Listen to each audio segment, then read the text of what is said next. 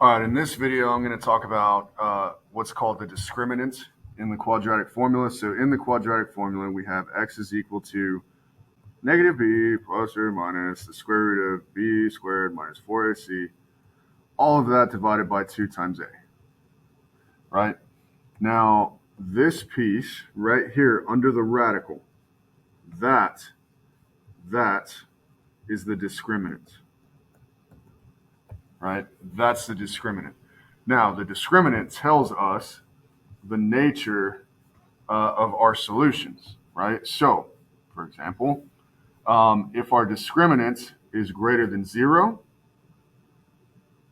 right, and our discriminant is a perfect square. So a perfect square would be, like 4, 16, 25, 36, 49, 64, 81, 100, et cetera, et cetera, et cetera. These are perfect squares, right?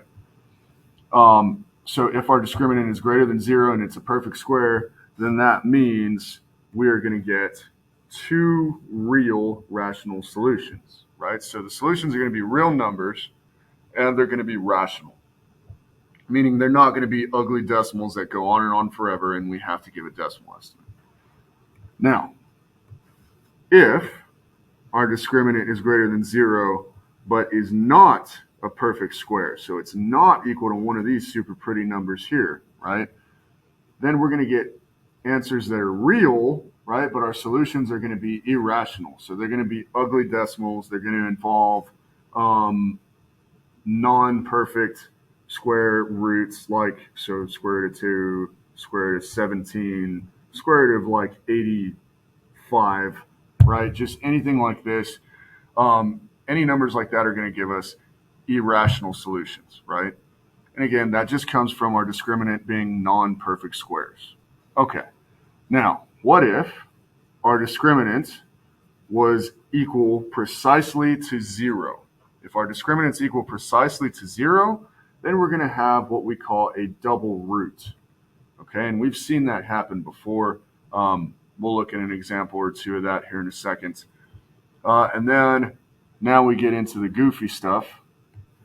So what happens whenever our discriminant is less than 0, meaning that our discriminant is negative? I just can't spell today, right? That means we're going to get 2 complex conjugate solutions. That means we're going to get solutions involving the letter I, right? Imaginary numbers. Okay, so let's look at some examples now. Enough of me just talking about it and like drawing crappy lines. So I'm just going to use a calculator this whole time, just because. Pretty straightforward how to calculate the discriminant, right? We're doing what it says right here.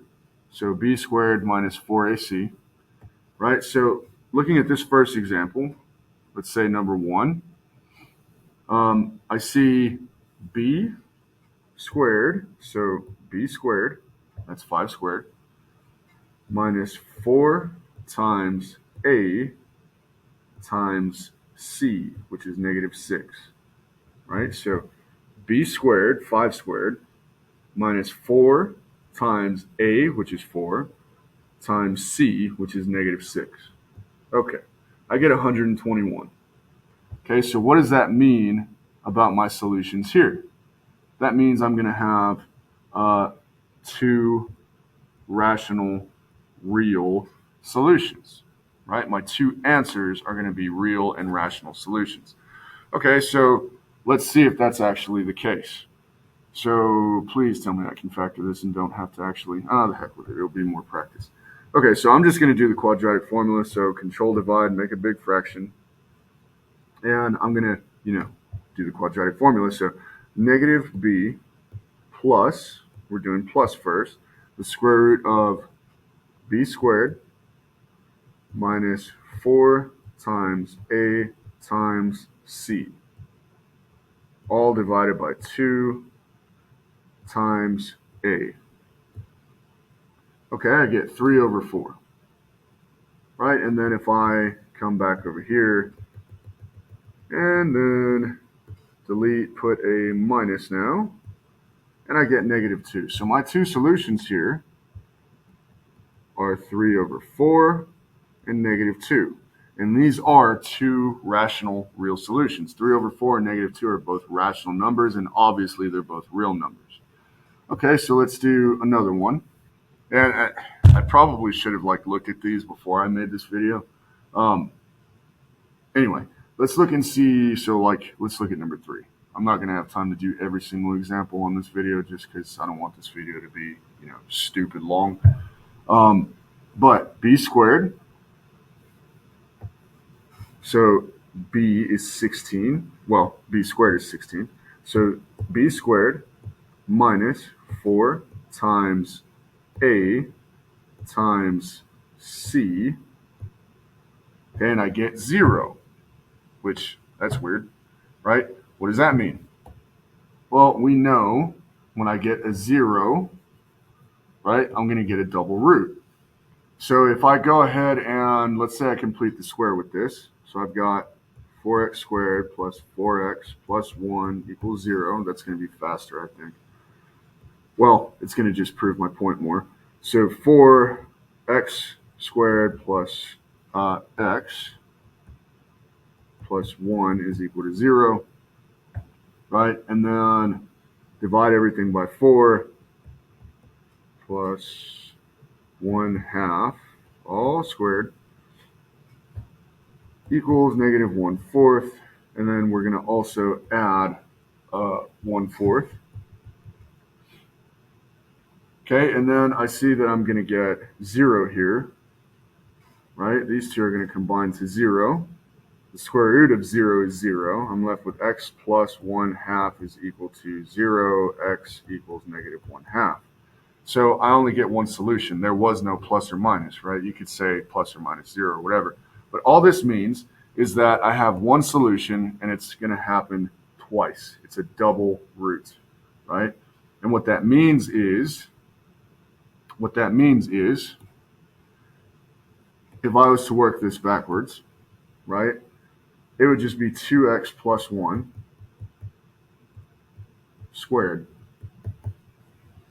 If I FOIL this back out, it's going to give me this. So that quadratic is a perfect square, right? So anyway,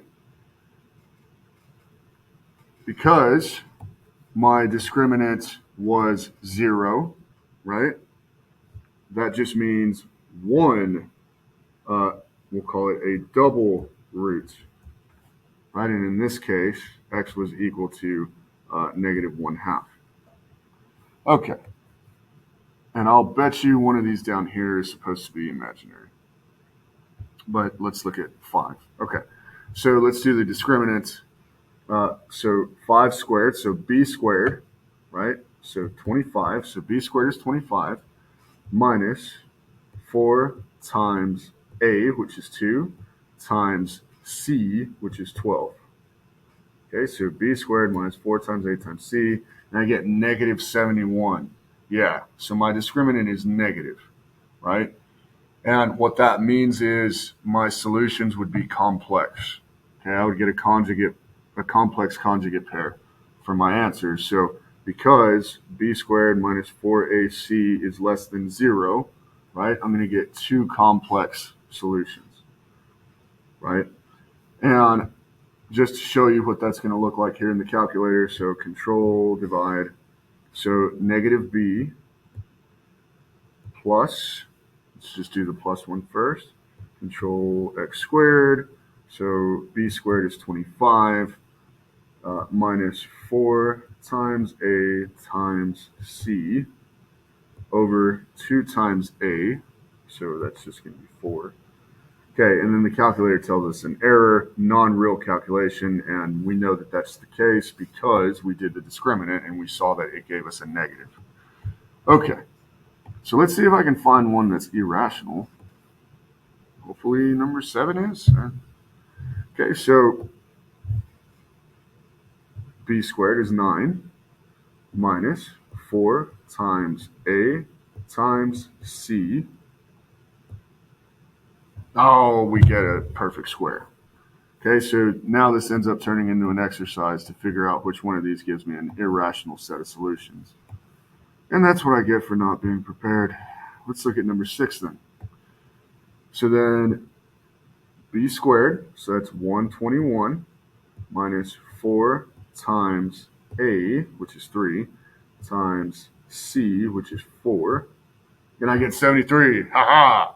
Okay, so then that means I'm going to have 2 irrational but real solutions, right? And if I chuck this in the calculator, so let's just see exactly what happens. So make a big fraction. Let's do the actual quadratic formula, figure out what the roots are. So negative b, so that would be negative 11 plus the square root of negative b, well, not negative b, but negative 11 squared. So that's b squared minus 4 times a, which is 3, times c, which is 4. All divided by 2 times a, so divided by 6. Okay, and we get a horrible decimal that goes on and on forever. Right? That is definitely an irrational solution. Okay, and we know there's another one when we do the minus. Okay, so that is the discriminant. I made this video probably a lot longer than I needed to, but all the same, right? That just means we really super understand discriminants now, hopefully.